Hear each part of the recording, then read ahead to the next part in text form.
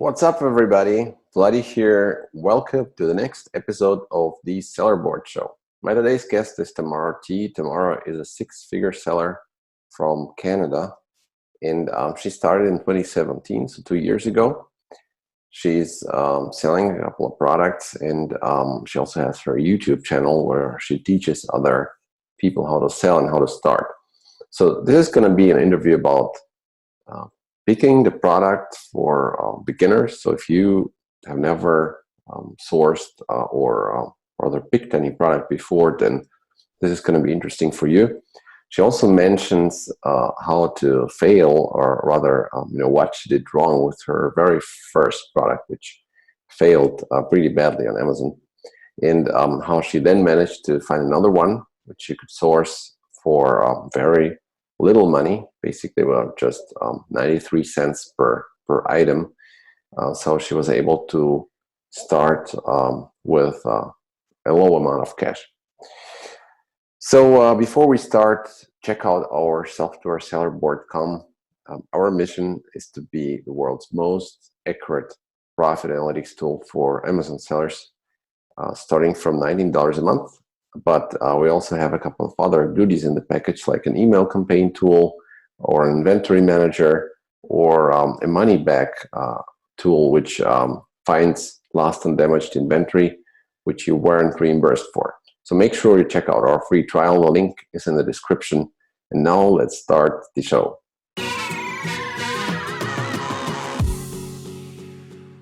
Hello, everybody, and welcome to the Sellerboard Show. My name is Vladi, and my today's guest is Tamara Tee. Hello, Tamara. Hi, Vladi. How are you doing? Hi, pretty good. Thanks. How are you? Good. So tell me, what time zone are you in actually? I'm in the Pacific time zone in Canada. So everyone, I'm from Vancouver, BC, Canada. Oh, nice. Actually, I didn't know that. Yeah. Cool. So, Tamara, why don't you introduce yourself to our audience? Hi, everyone. So as you guys know, I'm Tamara Tee. I started my Amazon FBA business in early 2017. So it's actually been a little over 2 years now. And I've sold products. I remember my first product was a huge fail, but after that, I started selling consistently. I found a few products that were really good in the market, and we're here to talk a bit about product research today. Also, late last year, after I found success on Amazon, after I was no longer going back to my boss, because I had a 9-to-5 job when I first started. I'm sure that's a lot of you guys who are watching. After when I never had to go back to my 9-to-5 job, I decided to create a YouTube channel, and I also coach a lot of successful Amazon FBA sellers as well. Nice. So tell me, why did you actually start selling on Amazon, and how did you even, come up with this idea? Yeah, so for actually my whole life, I always had a lot of, it all started when I was really young, like 10 years ago. I had a lot of stuff laying around at home, right? Like I had a lot of clothes I wasn't wearing. I had a lot of like wallets and like just stuff around the house that I want to get rid of, but I didn't really know how. So I actually started on eBay. I started on eBay about 8 years ago, and I started just selling things. And after that, I was really interested because I was making money online, right? And I never thought that people would even buy my garbage, like, used clothes and like all that, but people buy it. So that kind of sparked my interest. So after I had really good success on eBay many years ago, I found Amazon. But one thing back then, there was actually no FBA. I think FBA only came out a few years ago. So I knew about Amazon before FBA, but I didn't really jump into it yet. That's how I kind of heard about it, was through eBay, and I was just, randomly searching things. But when I found out about it, I finally took action in 2017. Okay, nice. And like, did you start with your private label brands straight away, or did you have another model in between, like online arbitrage or retail arbitrage? Yeah, so with Amazon, I started with private label right away. I think it was because I was watching a lot of YouTube videos where there were other successful sellers doing something called private label. And back then I was so new to it that I absolutely had no knowledge about private label. I basically, there's a YouTube video on my channel that talks about my first failed product, but I didn't do the research. I knew nothing, and I just kind of went with it because I was super excited. But that it was private label, and that was my first product that failed completely. But after that, everything got a lot more simpler as time went by. So that's interesting. Look, first question is, you mentioned you're from Canada. So are you actually selling in the US or in Canada or in both? In US. Yeah. Okay. Now, just for anyone who's watching, I get this question all the time. People are asking me, Tamara, which marketplace should I start in? Now, it all depends, because certain marketplaces, it needs to have demand for your product, right? Because if there's no demand, you're never going to see any money. It's just simple as that. But with the US, I always heard it was the biggest. Obviously it is. And it's the fastest growing. That's that's true too. So I sell in the US. Okay, nice. Yeah. Okay, let me ask you maybe a rather interesting question. You mentioned that your first product was a failure. So can you give us a couple of tips or other like anti-tips? Like how did you fail and why did you fail? Oh man, I think a lot of us, when we are introduced to a new business, like especially when you see a lot of people making money online, you kind of start to do this, like you want to do the same. We all want to make money, right? Let's face it. But my biggest mistake when I started was I didn't do any research. Like I had absolutely no idea. I didn't know how to pick products. I didn't know how to look at profit margins. I didn't know how to run PPC. It was like I literally just picked a product from Alibaba, put it up on Amazon, and that's it. And I was kind of like praying. I was praying like so much, like, hey, like I'm just hoping someone will buy my product, but no one did because I didn't know how to do anything. So for all the beginner sellers who are watching this and you're on your first product, like just make sure you know what you're getting yourself into before investing any money. That's a very important thing. So how many did you buy? I bought 200 units, but what happened was, and by the way, you guys, that's very little. You should always buy more than 500. 500 units is even, like I always tell my students to buy, when you are certain about a product, go for 1,000 units because you need it for your launch and you need it so you don't run out of inventory. But I bought 200 units for my first product. That was a huge mistake. Also, it was so expensive. I think it was $7 or $8 a unit. And Amazon was selling it for $7 or $8 a unit. So I didn't even know what I was doing there. Wow. So you were competing with Amazon's private label brand, or? Yeah, that too, right? I was actually, I don't have it here, but it was a small handbag, like a little cell phone case. It was a cell phone case. So, you're not supposed to sell any products that are generic or super common, like a cell phone case. That's just not smart. But hey, I didn't know what I was doing. Okay, and did you like end up selling some of them at least, or? It actually sold out during Q4 and Christmas, thank God. But I remember it went up live in September, my 200 units, September of 2017. No one bought it. Like literally I had one sale every 2 weeks. That's how sad it was. But I didn't have support. Like I had no idea that there were Amazon FBA coaches. I had no idea about any tools. I absolutely had no idea. But it sold out during Q4, thank goodness. And then I started researching again for my second product. The second product was the winning product. Oh, very cool. So let's talk about this. Like, where do you start with your product research? Or I guess maybe you mentioned 1,000 units, right? So does it mean like you need a couple of $1,000s to start?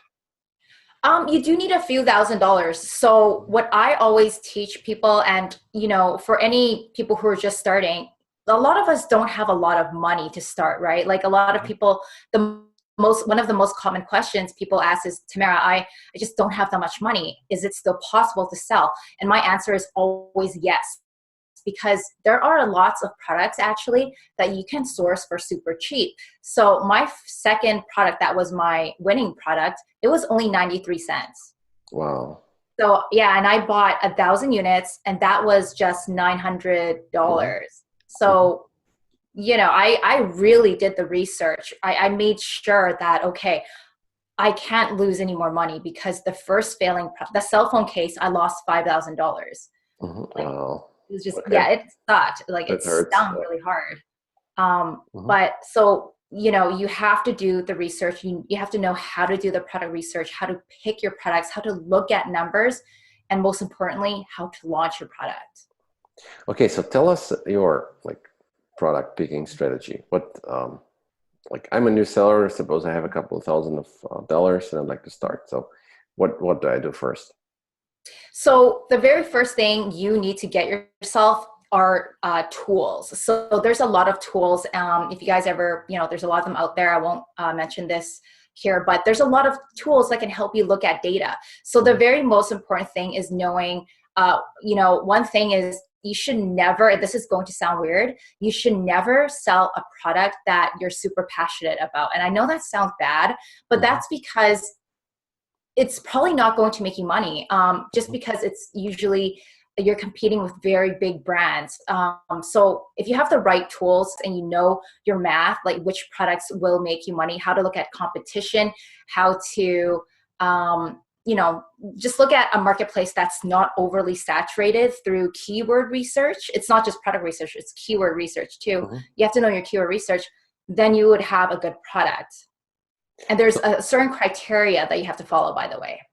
okay, let's talk about them. So like what's your maybe set of criteria for beginners? So I like to look at products. I always tell people, if you want to have a good product and you want people to buy your product, you need to create a unique product, like product differentiation. We all heard about product differentiation, right? But the problem with that is a lot of people think when they're bundling something, it's product differentiation. When you're including like an extra gift or an extra, something extra to your product, you think it's product differentiation, but it's not. The most important thing to understand is there needs to be a demand for it, because customers will say, oh, I wish it was bigger, I wish it came in red, I wish the material was thicker, I wish, like, there's so many things. So you gather that idea and you follow that and you try to fix those problems with your supplier. Another set of criteria is looking at bestsellers rank. You want to look at a certain for me, I look at products under 50,000 in bestsellers rank, Mhm. because bestsellers rank, the higher it is, the slower it sells. Mhm. So if you're looking at products that are moving too slow, well, chances are your product's going to move too slow. So actually, we can go super deep into this, but yeah, like there's certain criteria that you must follow in order to find profitable products.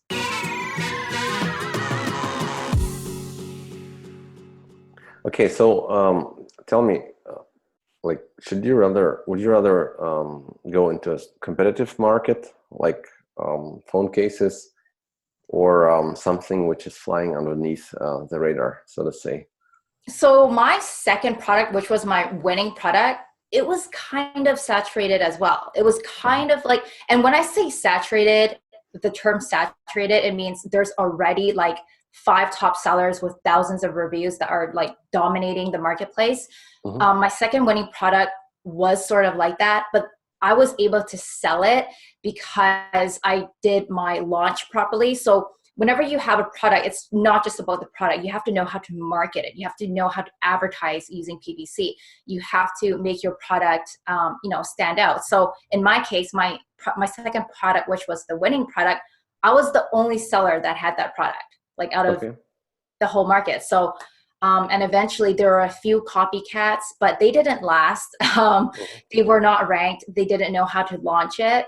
So they eventually gave up. But yeah, my second product won because it just looked different. When you see my product, it's like, oh, I never seen this. Mhm. Let's buy it.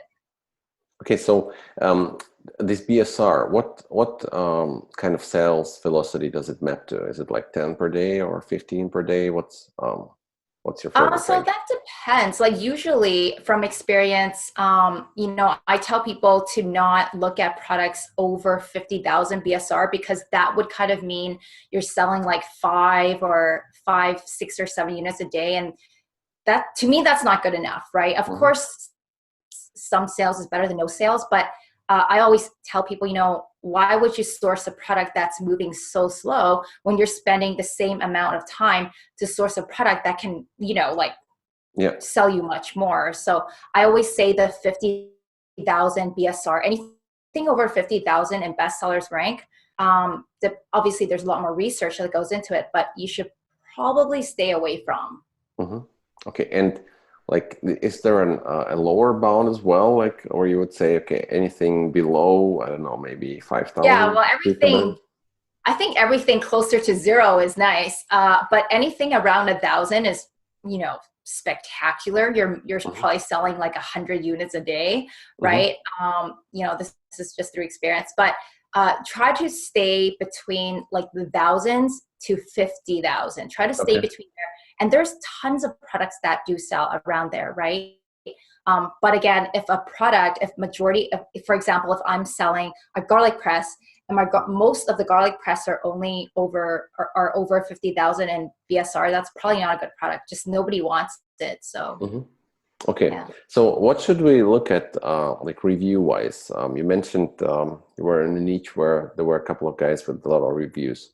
So does it tell us anything at all about how well the product is, or no, the number of reviews? Yeah. So reviews is basically just social proof. I mean, even when I'm shopping, when you're shopping, a lot of us, we want the most popular, coolest product with a lot of reviews, but that doesn't necessarily mean that it should scare you off, because for myself and for some people that I coached, we all are up against sellers that have over 1,000 reviews. Like, there's always going to be a few top sellers that are dominating a certain marketplace, a certain niche.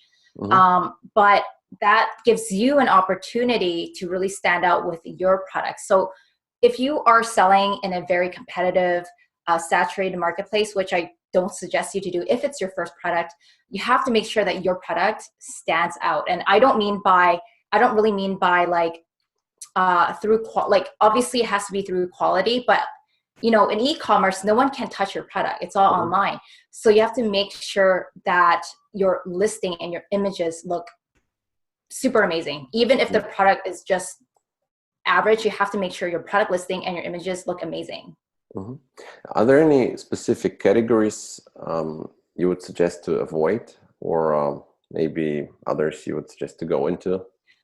Yeah, I actually don't recommend anyone selling anything in the home category. If anything that goes in your mouth, like supplements or like anything that you eat, because there's a lot of regulations around that, and Amazon's really strict with that. Basically, anything that goes on your skin, like a lotion or anything that goes in your mouth, you would probably need some really good insurance for that, because if someone tries to say, hey, I got sick from your supplement, or I got a really bad rash from your skin, like you can get sued, right? So not to scare you, but it is possible. So I would, if you are a beginner and you're on your first, second, or maybe even third product, I would not recommend selling anything that goes in your mouth or going on your skin. Okay, but other than that, like, it can be small or big or heavy or like lightweight. So there's a little debate about this, and I talk to other big sellers. I know other sellers that sell really big products, and when I say big, I mean over 2 pounds and kind of oversized. Now, when you're just starting, I don't recommend selling anything over 2 pounds. I don't recommend selling anything that's oversized, only because it's a lot more risk. It's more expensive to source. Your FBA fees are a lot higher. And it's just more capital that you need. So I don't suggest it if you're a beginner. However, if you are an experienced seller and you have gone through like the whole round and you have your successful winning product already, it's actually a good idea to source an oversized product, because oversized products have less competition. Less competition. Because everyone's trying to source like a little product, right? But if you source a bigger one, it's easier to sell too, but you need a lot more capital. That's interesting. So like, when you know what you're doing, you can take more risk, invest more money, and then you're going to go into a less competitive category. Okay. Exactly. And I always suggest to newer people, hey, like if this is your first product, just make your life easy, right? Like, don't try to complicate. It's really not that complicated. It's kind of a little common sense, you know. Don't source electronics first. Don't source supplements first. Don't source like a really big product. It's just going to be more complicated for yourself. And really, when you're starting, you just want to learn the whole game, right? So easier the better if you are a beginner.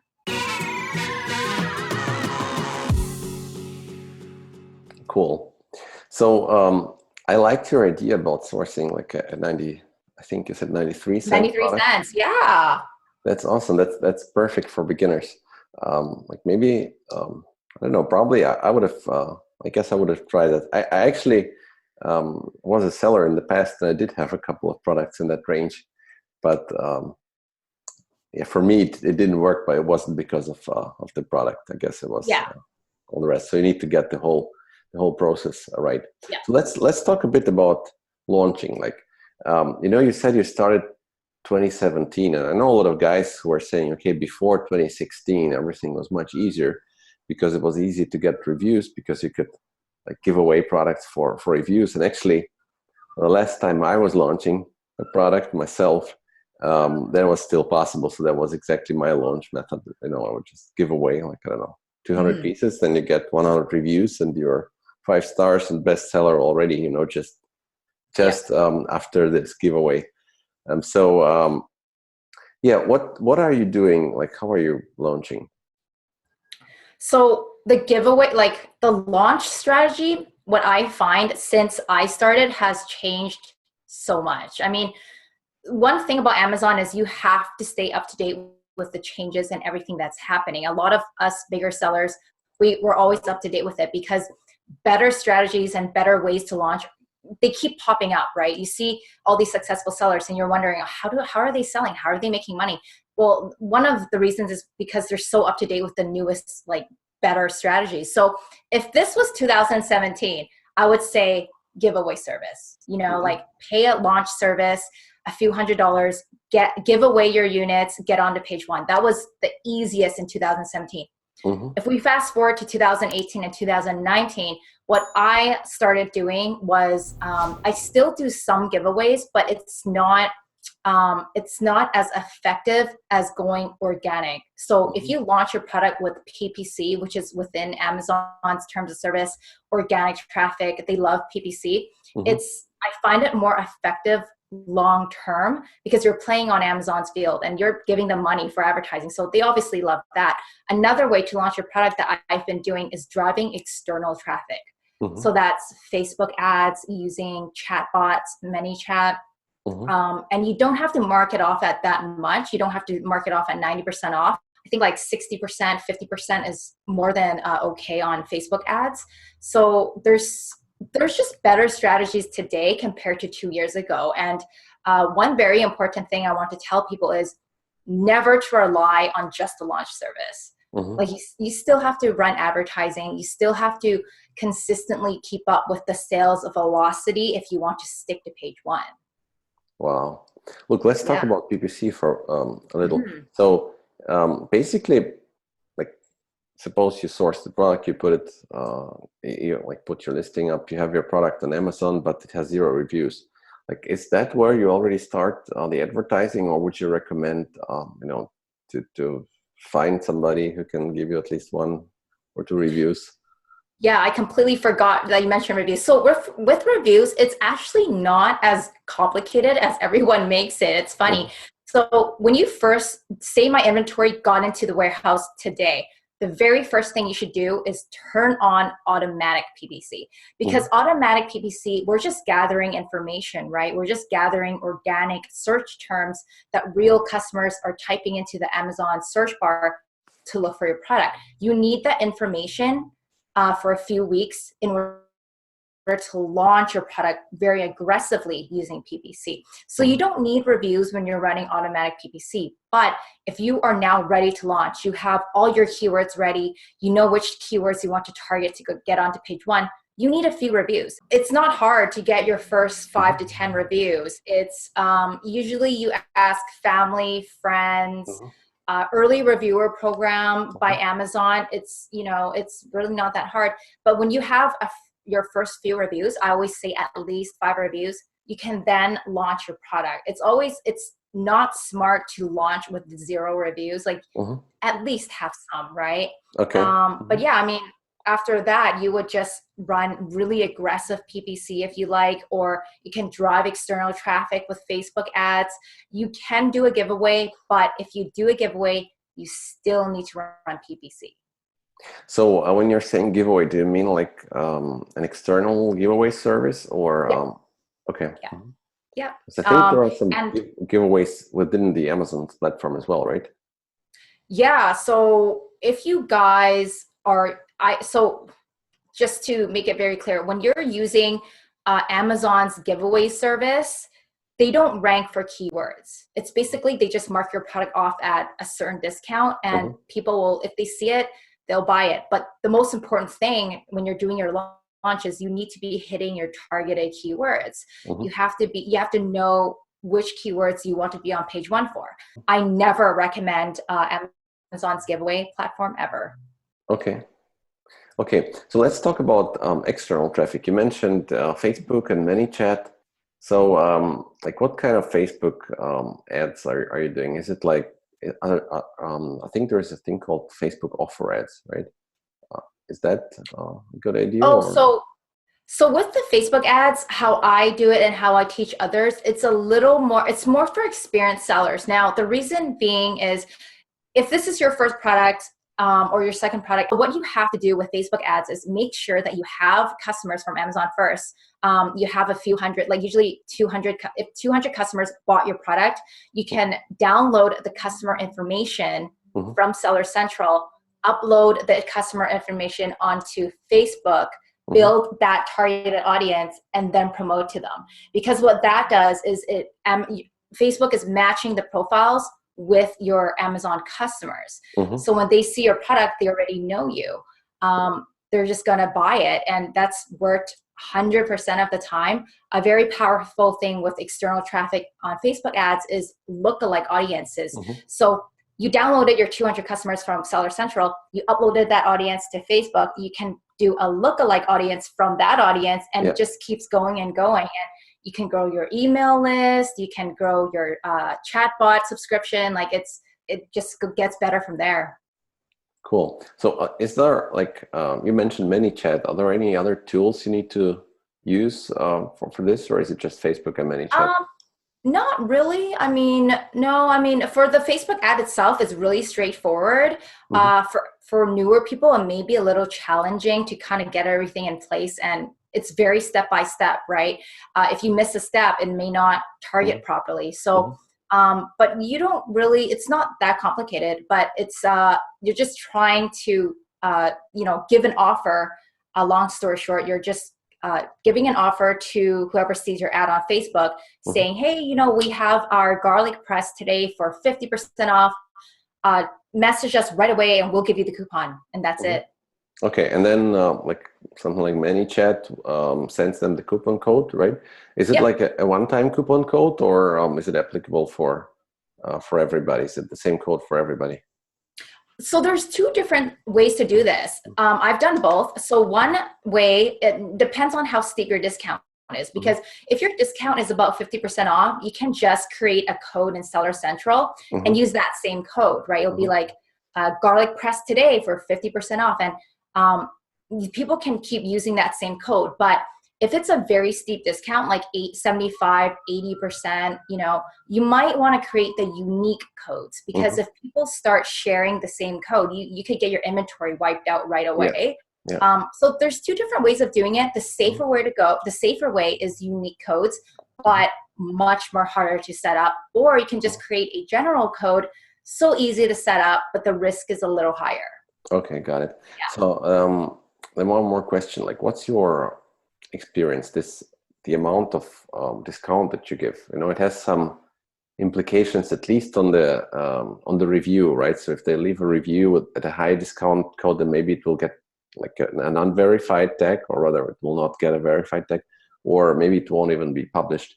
But in terms of ranking, like, did you notice any difference between big discounts like 90% and 50% or 30% in terms of like helping your product to rank on a keyword when you're driving Yeah. traffic externally? Yeah, so not just external traffic, but when you're doing a giveaway, there are tools that will tell you and extensions that will tell you how many you need to give away in order to get to page one. Now, usually the amount is really big, right? I mean, like you have to give away a lot of units to get onto page one. When you're doing external traffic, I've been giving away like, my units at like 60, 50% off, but it's still the same amount if I were to do it at like 90% off. The effect to get to page one is exactly the same. Wow. However, if you do PPC, this is crazy. When you do PPC, it's so much faster. And that's because it's still a full price purchase. Wow. So yeah, so myself and my students who have launched just with PPC, Amazon sees that 100% as a full price purchase because they bought it from an ad. You're not doing anything funny. You're not doing 50% off. You're not doing 90. It's a full price purchase. That will rank you up, definitely. I believe that 100%. When everything's full price, it ranks you up a lot quicker. The ratio between, the fastness and like, how many more units is unknown. Like I really want to know the ratio, but I just don't have one. But all I know is full price definitely ranks you up like quicker, not quicker, more effectively. Yeah, that's a cool tip. Cool. Yeah. Look, Tamara, tell us, where can our listeners find you? Yeah, so my YouTube channel is Tamara Tee. We'll and link it I in have, the description. Yeah, link in description. I almost thought this was my videos or my channel, so I was like, I don't know what to say. Or you could join my Facebook group, Amazon FBA Winners. FBA Winners is my brand. I also have coaching programs to get beginners get started. If you guys want to find me, I'm very active on Facebook and I respond to everybody. If you guys send me a message, I'll respond. Nice. Thanks so much, Tamara. It was nice having you. Yeah, thank you. Bye-bye. Bye.